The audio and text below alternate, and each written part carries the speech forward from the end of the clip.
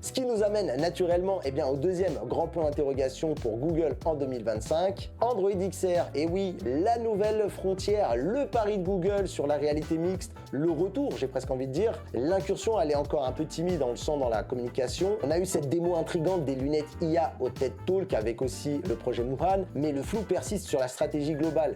Personnellement, sur Android XR, mes attentes sont énormes et très précises parce que, au-delà de la technologie, c'est la stratégie globale de Google qui va être déterminante. Vont-ils enfin choisir une voie bien claire? Et pour moi, il y a plusieurs options qui sont sur la table. L'option numéro 1, Google face à Apple. Est-ce qu'ils vont se positionner frontalement au Vision Pro en misant tout sur le spatial computing haut de gamme, le suivi des mains uniquement et des applications de productivité, de création et de multimédia? Est-ce qu'on sera sur une approche très pro, semi-casual, très chère? La seconde option, est-ce que Google va chercher aussi ou surtout à concurrencer Meta et Horizon OS, c'est-à-dire en supportant aussi des contrôleurs, en ouvrant grand les bras aux studios de jeux vidéo, y compris les fameux indépendants qui souffrent en ce moment pour construire une véritable ludothèque VR et en réalité mixte. On le sait, le temps et l'argent qu'il a fallu à Meta pour y arriver. Google, est-ce qu'il est prêt à relever ce genre de défi pour séduire les joueurs ou les casual utilisateurs? Et la question du prix, le positionnement tarifaire sera crucial. Est-ce que Android XR sera réservé uniquement à des appareils premium, comme le suggère le projet One avec Samsung, ou est-ce que Google et ses partenaires nous réservent aussi